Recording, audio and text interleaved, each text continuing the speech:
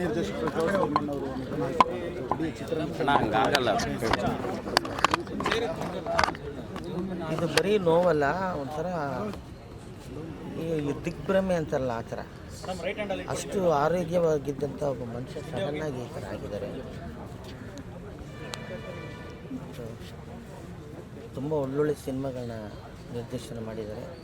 ಅವರು ಒಂದು ಮಾತು ಹೇಳಿದರು, ಕೊನೆ ಉಸಿರು ಇರೋವರೆಗೂ ಪೆನ್ನು ಪೇಪರ್. ಅವ್ರಿಗೆ ಒಂದು ಸಾರಿ ಈ ಸೀನು ಅಂತ ಹೇಳಿದ್ರೆ ಸಾಕು, ಟಕ್ಕಂತ ಅಲ್ಲೇ ಪೆನ್ ತೊಗೊಂಡು ಪಟ ಪಟ ಪಟ ಪಟ ಬರೆಯೋರು. ಇಷ್ಟಕ್ಕೂ ನಾನು ತಿಮ್ಮರಾಯ ಅನ್ನೋ ಒಂದು ಸಿನಿಮಾ ಹೀರೋ ಆಗಿ ಮಾಡಿದ್ದೆ. ಆ ಸಿನಿಮಾ ಕತೆ ಬರೆದವರೇ ಜೋಸೆಮನ್ ಸರ್, ಡೈಲಾಗು ಅವರು ಒಂದು ಪಾತ್ರ ಮಾಡಿದ್ರು ಅದರಲ್ಲಿ. ಭಾಳ ಆತ್ಮೀಯರು ನಮಗೆ, ಯಾಕೆಂದರೆ ನಾವು ಸಿಕ್ಕಾಪಟ್ಟೆ ದೊಡ್ಡ ಭಕ್ತರು.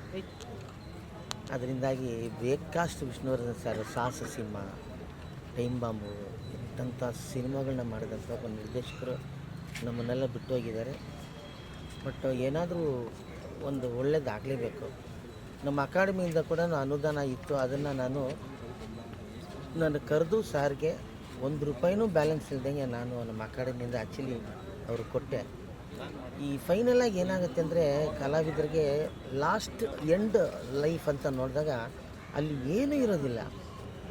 ಎಂಥ ಹೆಸರು ಮಾಡಿ, ಏನು ಗ್ರೇಟಪ್ಪ ನೀವು, ಅಪ್ಪ ಅವ್ರು ಹಂಗೆ ಜೋಸೆಮನ್ ಹಿಂಗೆ ಅಂತ ಹೇಳಿದಂಥ ನಮ್ಮ ಸಮಾಜದಲ್ಲಿ ಕಡೆಗೆ ಒಬ್ಬ ಕಲಾವಿದನಿಗೆ ಯಾರ ನೆರಳು ಇರಲ್ಲ, ಹಂಗಾಗ್ಬಿಟ್ಟಿರುತ್ತೆ. ಅದಕ್ಕೋಸ್ಕರ ಈಗಲಾದರೂ ನಾವು ಎಚ್ಚೆತ್ತುಕೊಂಡು ಕಲಾವಿದರಿಗೆ ಮುಂಚಿತವಾಗಿ ಅವ್ರಿಗೆ ಏನಾದರೂ ಅವರ ಫ್ಯಾಮಿಲಿಗೋ ಅವರ ಜೀವನಕ್ಕೋ ಒಂದು ಒಳ್ಳೆಯದ ಆಗೋ ರೀತಿಯಲ್ಲಿ ನಾವೆಲ್ಲ ಕಲಾವಿದರು ಎಚ್ಚೆತ್ಕೋಬೇಕು ಅಂತ ನನಗೆ ಅನಿಸ್ತದೆ. ಈಗ ಸರ್ಕಾರಕ್ಕೆ ನಾವು ಮನವಿ ಮಾಡ್ತೀವಿ, ಓಕೆ, ಸರ್ಕಾರದ ಕೆಲಸ ಮಾಡೇ ಮಾಡುತ್ತೆ. ಸರ್ಕಾರ ಏನು ಅಂದ್ಕೊಂಡಿರ್ತಾರೆ, ನಮ್ಮ ಮನವಿಗಳು ಏನೇನಿರುತ್ತೋ ಅದನ್ನೆಲ್ಲ ಸರ್ಕಾರ ನೆರವೇರಿಸ್ತಾರೆ. ಆದರೆ ಒಬ್ಬ ಕಲಾವಿದ ಕಡೆಯಲ್ಲಿ ಈ ಥರ ಅವ್ರಿಗೇನೂ ಇಲ್ಲ ಅಂತ ಆದಾಗ ದಣ್ಣಂತ ನಮಗೆ ಒಂಥರ ದಡ್ಡು ಅನಿಸ್ಬಿಡುತ್ತೆ. ಹಂಗೆ ಬಿಡದೆ ನಮ್ಮ ಕರ್ನಾಟಕದ ಎಲ್ಲ ಕಲಾವಿದರು ಒಟ್ಟಿಗೆ ಸೇರಬೇಕು. ಒಟ್ಟಿಗೆ ಸೇರಿ ಏನಾರು ಒಂದು ನಿಧಿನೋ ಏನೋ ಕಲಾವಿದರಿಗೆ ಕೈಲಾಗದೇ ಇರೋರಿಗೆ, ಕಡೆ ಕಾಲದಲ್ಲಿ ಏನು ಇಲ್ಲದೇ ಇರೋರಿಗೆ ಏನಾರು ಸಹಾಯ ಆಗೋ ಥರ ಈಗಲಾದರೂ ನಾವು ಯೋಚನೆ ಮಾಡಬೇಕು ಅಂತ ನಾನು ಇವತ್ತು ಹೇಳ್ತೀನಿ.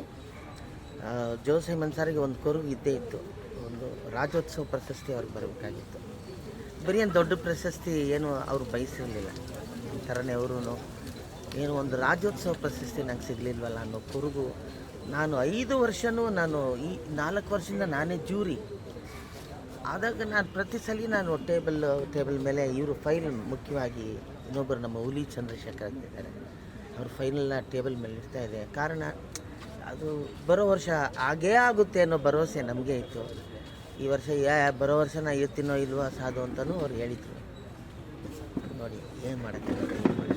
ನಾನು ನಮ್ಮ ಅಕಾಡೆಮಿಯಿಂದ ಆಗಲಿ ಸರ್ಕಾರದಿಂದಾಗಲಿ ಏನಾರು ಅವ್ರಿಗೆ ಹೆಲ್ಪ್ ಮಾಡಿ ಈಗಲಾರು ಅವರ ಕೊರಗನ್ನು ತೀರಿಸೋದಕ್ಕೆ ಏನಾರು ಒಂದು ಮಾಡ್ಬೋದಾ ಅನ್ನೋ ಪ್ರಯತ್ನ ನಾನು ಕೂಡ ಮಾಡ್ತೀನಿ. ನಮಸ್ಕಾರ. ಹೆಚ್ಚಿನ ವಿಡಿಯೋಗಳಿಗೆ ಪ್ರತಿಧ್ವನಿ ಯೂಟ್ಯೂಬ್ ಚಾನೆಲ್ ಸಬ್ಸ್ಕ್ರೈಬ್ ಮಾಡಿ, ಬೆಲ್ ಐಕಾನ್ ಕ್ಲಿಕ್ ಮಾಡಿ.